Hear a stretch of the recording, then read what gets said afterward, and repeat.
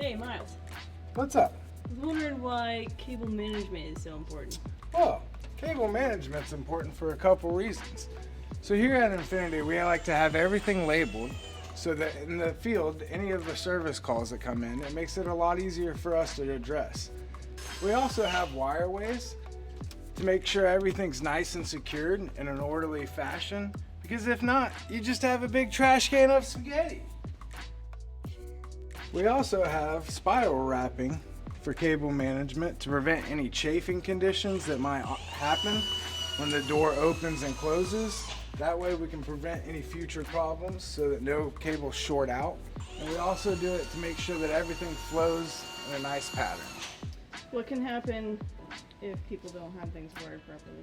Well, if things aren't wired properly or you have wires laying all over the place, you might inadvertently grab one of the other wires and pull a wire that you're not meaning to pull because it's not organized correctly. Also, if they're not organized correctly, a lot of these cabinets, if they have motor drives or starters in them, can have a lot of vibrations inside the cabinets, and they can cause the wires to become exposed and hot wires in the cabinets. Anything else you think people should know? No, I think those are some key points to focus on with cable management. Sweet, thank you.